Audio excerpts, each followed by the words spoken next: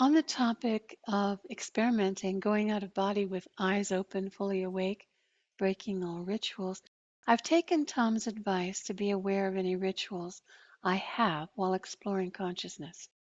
One big habit Tom helped me break was believing I needed to be in sleep paralysis to experience the vibrational state, and learned I could move about and talk while maintaining my connection to the non physical matter reality information. Recently, I was inspired to do some NPMR exploration, starting with my eyes open rather than closed. Not sure why, but I listen to nudges these days. I focus on the awareness that this reality is a data stream I'm interpreting, and held the intent to let go without going through any relaxation rituals. I focused on not processing the light my eyes received while being non attached to any information. Eyes open in a fully lit room, bright eyed and bushy tailed, as Tom lovingly puts it. My vision slowly blurred, then took on a two-dimensional quality like an image on a monitor, and then became fluid, like the start of a typical out of body experience. Maybe as a nudge from the system, I also felt familiar vibrational state. I practiced speaking out loud and moving my hands and arms just to prove to myself what was happening wasn't a function of my body. I'm a slow learner and want to really understand the process. One thing I learned is my needing to close my eyes is yet another habit, which I do think is convenient most of the time. I feel like there is more here, but not clear what.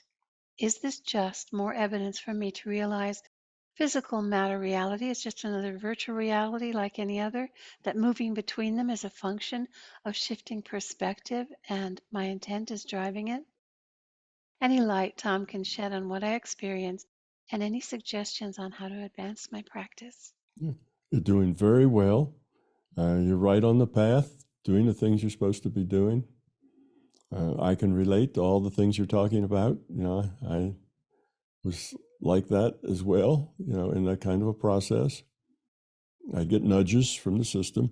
Once the system realizes that you are not only interested in growing, but you're actually doing it, it tends to be very helpful. You get a lot of nudges, lots of help from the system. And, keeping your eyes open, well, that's not a problem. You can go to other reality systems with your eyes open, but the reason most people shut their eyes is because that makes it easier for them to let go of their intellect and shift data streams. But it's not required. Actually, there's nothing required.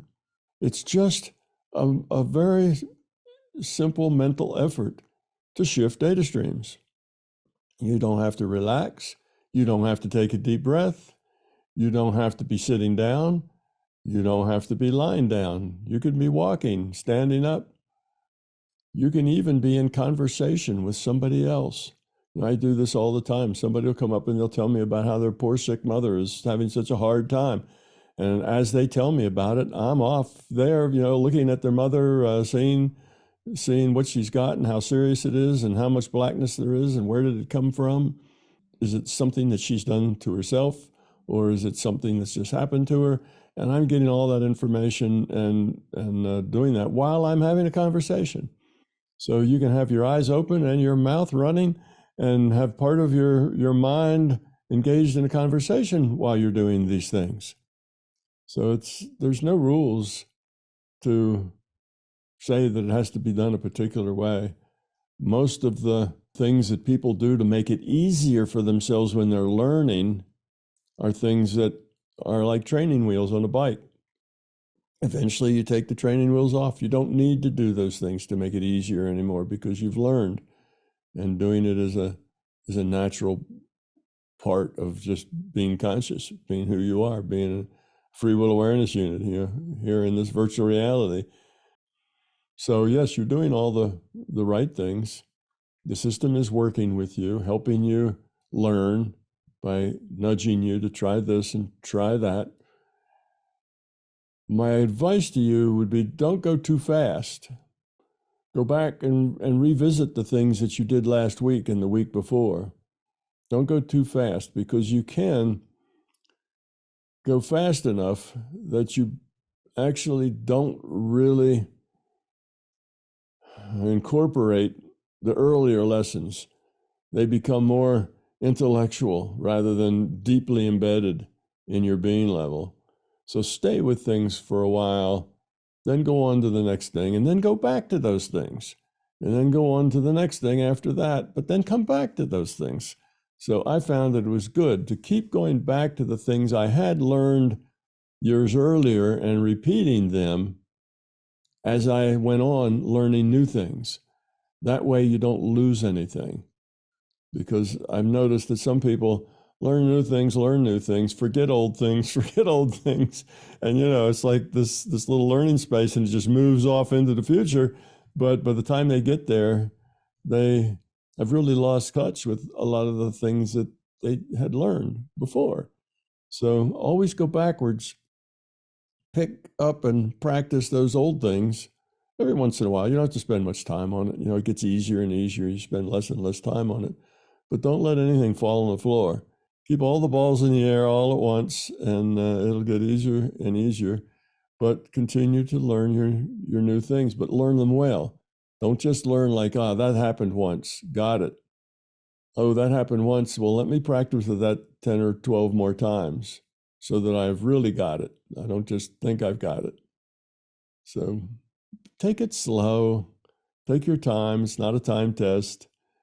There's some thing that makes us want to rush through these things, but it's better to go slowly and accumulate and keep track of all the things you've learned. That'll slow you down some, but it'll be better in the end. But you sound like you're doing it perfectly. Thanks, Tom, and thank you, Michael, for your questions. I and MBT Events hope you liked this video. We will continue to post videos for free on my YouTube channel, but please understand, these videos are expensive to produce. They represent many thousands of hours of production and editing, as well as all the necessary audiovisual equipment, computers, and software. If you find something of significant value in our videos, please consider supporting their production through our Patreon account or through a one-time donation. It would be very much appreciated. The links are in the description below. Thank you.